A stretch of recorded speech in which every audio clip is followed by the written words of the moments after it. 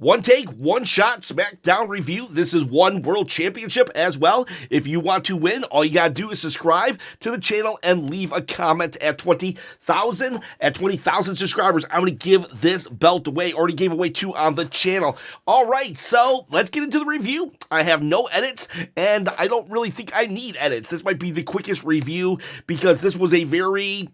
I don't know how to explain this SmackDown. It was very there. It was an episode. It was an episode of SmackDown.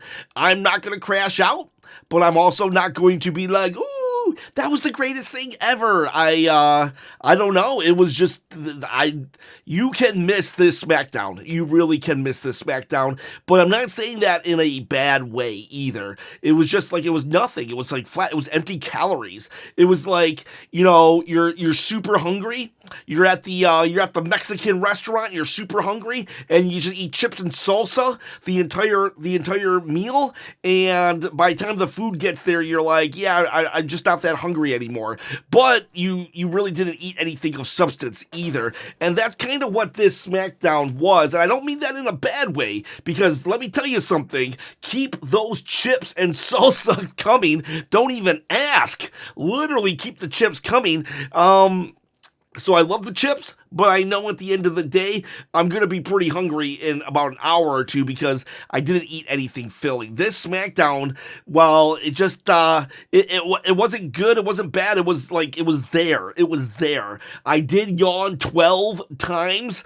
I will say though, I've been pretty sleepy though. I've been staying up till like 3 in the morning trying to get content out. If you noticed, today I got a video up at like 8 a.m. and then yesterday a video up at 3 a.m. So I've been staying up really late doing content for the channel, and I think that bled over to the first hour. I yawned like 3 times in 5 minutes, so the yawn counter might be a little skewed tonight, but 10 commercials, and this, let's go over the SmackDown. We'll start at the end. What I didn't like, there are 2 things I didn't like about this show, and then everything else was just like, okay, whatever. I didn't like that the best match of the night, in my opinion, Carmelo Hayes finally getting the spotlight, that ended in a DQ, and I think they could have ended it better, but we'll talk about that later. And then the other thing that I didn't like is, now that we're having Cody versus John Cena again, we're back to that like, we have 8 minutes left of the show, and then John Cena comes out. I did not like that. If we're not going to get John Cena anymore after this year, after 15 more appearances, then I want to see more John Cena. I just want to see more John Cena. Him and CM Punk, stuff like that, you know, where we get to see multiple appearances. But they did change it up a little here, which I thought was fun and interesting. So John Cena, or Cody Rhodes comes out, right? And he says, I didn't flinch when I didn't flinch at this, I didn't flinch at that, but at WrestleMania, I did flinch. And he did mention The Rock, though, and the Soul storyline. So who knows? Maybe The Rock returns home with his pack of cigarettes and milk after all. And he's like, Dad is home. But yeah, so Cody Rhodes, he signs the contract immediately. This is a contract signing. Adam Pearce is here, not Nick Aldis for some reason. And then they call out John Cena. Now, when John Cena, starts talking, though, he sounds different. He sounds like a human, not like this, you're all pathetic, you're all this, you're all that. And it's like, okay, well, John Cena has been kind of, sort of, leaning a little more towards the face side since, every match. Every match, he gets a little bit more of becoming a good guy. And so John Cena, he says, sit down, Cody. Hey man, I'm really sorry about this. And he's talking like he would be talking. He's like, I already cleared it with TKO. I have a movie going on in New York, and I'm just stressed out. I'm just like, he's saying how, like, he's just overworked, how he's tired, how he doesn't want to burn out. And he says, Cody, so we're not going to have a match at SummerSlam. If I sign this, we got a match, but I'm not going to sign it because we need to, I need some time off. So we can do this at Clash of Paris. Survivor Series, whatever, Perth, we'll do it, but just not right now. And I gotta say, there was a part of me that was like, is this legit? Is this legit? Like, I was like 70% this is a work, and 30% is this legit? Because John Cena was selling it so good, and you just never know. You just never know anymore. You never know anymore if the wrestlers aren't even going to show up, because everybody seems to be part-time nowadays. Even Cody Rhodes seems to be part-time nowadays. It's like once you hit a certain level of the main event scene, you're suddenly you're on the part-time schedule.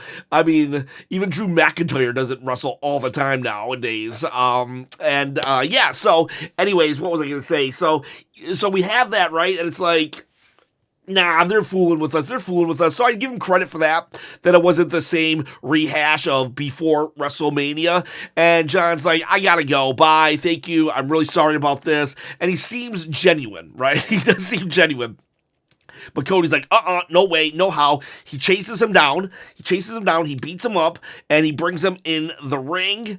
He beats him up some more. He puts him on the table, and like, oh my God, the worst thing ever happened. We didn't get to see the Slim Jim logo on this table because they had covered it. Like, I mean, TKO must hate money. No wonder they are cutting all the severance pay from all their employees. But anyways, they can't afford it. We're not showing Slim Jim logos. But so what was weird is Cody Rhodes gets on the top rope, but I never really see him on the top rope, and he does a splash onto John Cena on the table. And I'm not saying that as a bad thing. I'm just saying it was kind of weird seeing it, because the only top rope move he does is like the super cutter, I thought. So whatever, I don't care. It's just like, I thought it was weird. And then he grabs John Cena's hand and he makes him sign it. And he's like, you didn't read the fine print, Johnny boy. This is a street fight, basically. No holds barred, no rules, no DQ. It's a street fight, bloodline rules, or as Sante Zap would say, bloodline rules. But yeah, now I gotta turn around. Is that the word I'm looking for? Well, turn around is fair play. Turn around, I don't know. What's good for the goose is good for the gander. I gotta say that, let's rewind back to WrestleMania 41 build when Rhea Ripley just signed a contract and was like, suddenly she's in the match. And I gotta say that I was like, that's dumb. That's not how contracts work. And so if I were to say it back then, I got to apply it to now, because fair is fair. And Cody Rhodes, you're dumb. That's not how contracts work. I can't go up to somebody. Like, if I knew somebody was a millionaire, I can't go up to them, put a gun to their head and say, sign over all your money to me. I mean, yeah, they could do it, but then I can't enforce that contract. That would be putting them under duress. Like, so Cody Rhodes literally, like, made John Cena sign a contract when he's out cold. Why don't you just wait for him? Why don't you just give him some NyQuil, wait till him to fall asleep, and then just have him sign over the belt. Just give him, like, sign over his movie contracts, all these things. Just have a ton of contracts, Cody, and wait for him to pass out.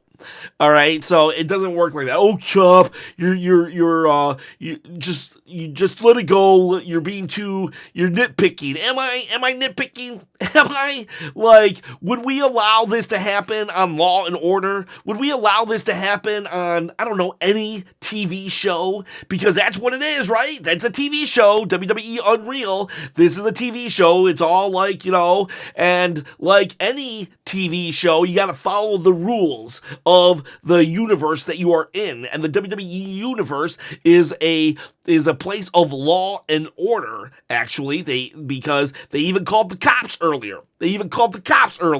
And when Solo Sikoa tried to frame Jacob Fatu, well, they arrested him, and that's what would happen. So if Cody Rhodes is knocking people out and making them sign contracts, that contract won't work. And Adam Pearce was so quick to tell Rhea, this is not legit. Well, he needs to be telling Cody the same thing. And whatever. It's not like the end of the world. WWE has done this before, but it is a giant plot hole. And honestly, the fix is this.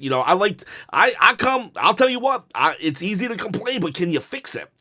What they should have done straight up was he beats up John Cena, and then he says, John, you are contractually obligated to show up in the next 2 shows, and I'm gonna make your life miserable until, and then he just does stuff. Or what if, crazy thought, they were willing to do some off-screen, off the WWE premise angles for Jelly Roll. What if Cody Rhodes went to John Cena's place of work, and they had an angle there, right? We had an angle there where John Cena's like, fine, whatever, I will sign your stupid contract. Let's go. Let's do this.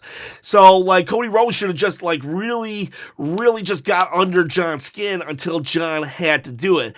Granted, there's only 3 weeks of SummerSlam, so it had to been really, really rough, but, I think they could have done it if they would have put a little bit more creative thought in this process, other than, just something that's, flat out illegal. It's flat out illegal. Again, you tell us this is this is real life, then you gotta treat it like real life. So yeah. Otherwise though, it was fine. I'm glad we didn't just get a rehash of John comes out, berates everybody. Cody comes out, says how John sold out, and then they one crossroads and John Cena's dead. So, it was kind of that, but kind of not at the same time. Either way, that was the main event segment of the show, and overall I'm okay with it, but again, I made fun of the Rhea Ripley angle about it, and now I'm making fun of the John Cena angle about it. That's not how contracts work. So, John Cena, what I recommend is, when next time they barf all their advertising logos onto the WWE ring mat. I know Morgan & Morgan, the lawyers, they advertised one time, so get that number, call, and say, hey, I don't think I am legally bound by this contract. So that was that last part, but we can do the whole SmackDown. Let's just do the whole SmackDown. And do you like these? Do you like these one shot, one take reviews after the shows? I just don't know. I don't know what works on this channel and what doesn't sometimes. And I want you to tell me if you want me to continue these after Monday and after Friday. Because if not, then I just won't. I won't. Sometimes I feel like just going to bed. But I want to be consistent. So I either need to stop them or I need to continue them. So if I don't get a lot of people saying to continue them, then I'm probably going to stop them. So make sure you say whether or not you want these to continue. And I'll ask this question again on Monday. So we start off with a car crash. We're in the parking lot, and Tungaloa has blood coming from his eyes. They should have really gave him an eye patch. And to me, I'm like, ooh, this gotta be all gas, no brakes. And it's Solo Sikoa and his family, the My Family tree. They're all giving the report to the officer. I got my notes over here, just not a script, but notes. So we see that happening. Then we cut to Charlotte and Alexa Bliss. They're kind of they're still humanizing Charlotte Flair. If you ever seen Star Trek: The Next Generation, she's like Data, and they're teaching her how to be a human, and she's like, ooh, smiles. I should smile now. We are not friends. Are we friends? I don't know. She fights Raquel Rodriguez. Raquel Rodriguez continues to impress me. Charlotte Flair did a good job too, don't get me wrong, but Raquel Rodriguez looked like she owned the place. Way to go, both Liv Morgan and Raquel, for mentoring and accepting that feedback. I think Raquel Rodriguez, she's pretty much her own woman at this point, and she's now the veteran to Roxanne Perez. So love it. And that's one thing I love about the Judgment Day. It's just a great way to mentor a younger generation and raise them up. It's weird though. It's weird because at the end of the day, Roxanne Perez tried to get involved, but that allowed Alexa Bliss to cheat and like grab Raquel by her head and make her choke on the hit the rope with her neck, and then she snaps back and Charlotte Flair gets the victory. And then Charlotte Flair's loving it. She even tries to do a little cute thing with Alexa Bliss, and yeah, they won, and they're going to be fighting at SummerSlam because Charlotte Flair was like, hey, we didn't win the titles, but we didn't lose the titles, so let's go and fight at SummerSlam for the titles. And so yeah, again, the Charlotte Flair Human Project is working. The cops come back. They ask for where Jacob Fatu is. They got some questions. Jacob is like, you guys are all punks. And it's like, Jacob, you got a record, dude. Just relax. Just answer the cops or get a lawyer. Actually, get a lawyer no matter what. We then go to Priest and Carmelo Hayes. They have some words. And it's pretty much Carmelo Hayes saying, I told you to stay out of their way. And they go and have a match. We do see a commercial for Naked Gun. Cody Rhodes is in Naked Gun. Looks like Cody Rhodes might be a Hollywood star sooner than later too. So like he's a Naked Gun, and then that's probably where he went after WrestleMania, and then he's gonna be in the same movie Street Fighter with Roman Reigns at SummerSlam after SummerSlam. So like maybe we should just start viewing Cody with the Roman Reigns schedule. I don't know. Mello and Priest had a really good match. They had a really, really good match. Very impressed with how much offense they gave Carmelo Hayes. Loved it actually. And then when Damian Priest was about to do old school, the move that he walks on the ropes, suddenly Black was there. He was awkwardly close. Now I wish what they would have done was he just stayed there the whole time on the apron, because not doing nothing, not touching anything, and that would have eventually got in Priest's head to the point where Carmelo won. But what they did was the easy out. Black, Aleister Black, he was the one that was there. Aleister Black instantly shoved him. He crotched himself on the rope, and then Black got in and gave him a black mass, kick to the temple. Looked really good. And Carmelo Hayes was like, I don't want none of that. He just kind of bounced. And so yeah, that's probably gonna be a SummerSlam match. Who knows? We got I thought that was a lame DQ finish. The Wyatts, they had a promo. I like that the Wyatts had a promo, and everybody spoke. Even Nikki Cross. Everybody spoke. It was backstage. It was good. It was good, but I still don't understand what's happening. Like, they're testing everybody's, allegiance, but why? I don't fully get that, but it's the Wyatt Six. They're allowed to do whatever they want. All right, well, I'm allowed to question too. And as of right now, it still doesn't make sense.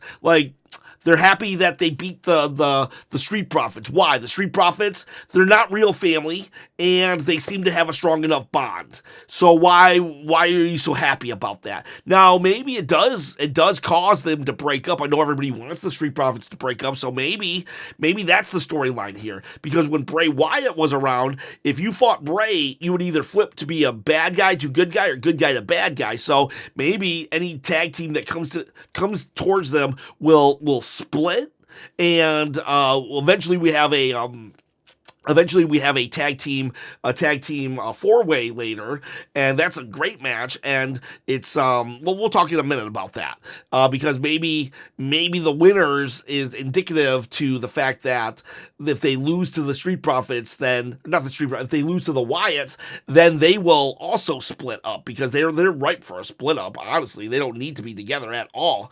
We have the Solo Sikoa. He comes out. He's kind of funny. He's like, once a jailbird, always a jailbird. I gave so much to Jacob, and then Jacob Fatu and Jimmy Uso proceed to dominate. I'm talking dominate all four members of the MFT. And that's kind of crazy to me. He's your U.S. champion. Solo Sikoa is the big bad of 2024. They just got a giant on their side. There's four of them. And Yeah, pretty much. I mean, they got some offense in. There was some offense. Tall Tunga got some offense in, but for the most part, super kick party, and they beat them. They just kicked their butts. Now, I will say that Jacob Fatu didn't spam his catchphrases, so that's a bonus. But like, I don't know. I guess Solo Sikoa is just like. They just let him win a couple times here and there. Let him get, and then he gets beat up a lot. He's just the whipping boy. He's the fool to be to lose to everybody. I don't know. It was 4-on-2. 4-on-2 U.S. champion and like two new guys. I mean, JC Mateo, hate that name, but he's still relatively new. Tala Tunga, relatively new. Like, I would think that they would kind of get some of the upper hands here when it's 4-on-2. You know what I mean? And then as they're kind of like running away with their tails between their legs, Anna Pierce comes out and it was like, there he is. The cops come out and arrest Solo Sikoa, and we're led to believe that Solo was trying to frame Jacob Fatu. They also make the match of a steel cage, Solo versus Jacob at SummerSlam. That's all right. That's all right. Jacob Fatu's 100% going to win. I hope he doesn't do that. The prettiest moonsault off the steel cage. That's just too dangerous, my friend. Don't do that. We got a Jelly Roll recap. They were on the Late Show. We do that. If you go back 2 or 3 videos on this channel, I literally play the whole segment with my commentary in between. So if you want to know more about that, go to my video. Then we have Stephanie Vaquer. She's fighting Alba Fire. And this is just a bleed over from, they just don't have nothing to do with Stephanie right now. Like, her next big match is after SummerSlam, and she's a really smoking hot, like, angle-wise wrestler. So, and you know, she's good looking too, but like, but it's like, they got nothing to do with her. So she's kind of in a mini feud with the Secret Hervis. I think eventually it becomes, if they could get Brie Bella back, we could do the Bellas and Stephanie versus the complete Secret Hervis. Excuse me, one take, one shot. But Stephanie wins. Okay, great. Then DIY make fun of the Street Profits. Street Profits are back with BFAB suddenly, and they're like, we want our championships. But then DIY is like, we knew you couldn't do it. DIY then go to a number 1 contender match, Fatal 4-Way. DIY,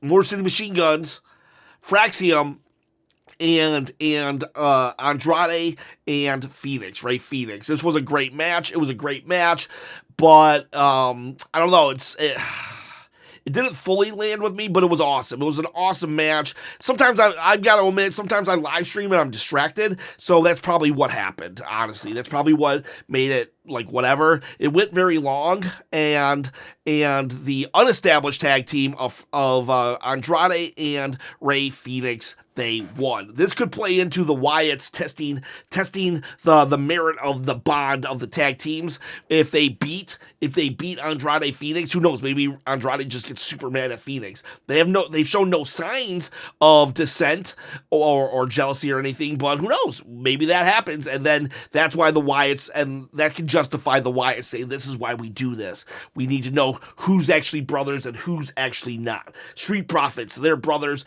but you two, you're not. And then who knows, maybe then Dawkins crashes on Ford and they finally get the mythical Montez Ford singles run. I don't know. But after this is the final program that we already talked about, the John Cena Cody Rhodes stuff. So that's your SmackDown. I thought, again, not a bad SmackDown.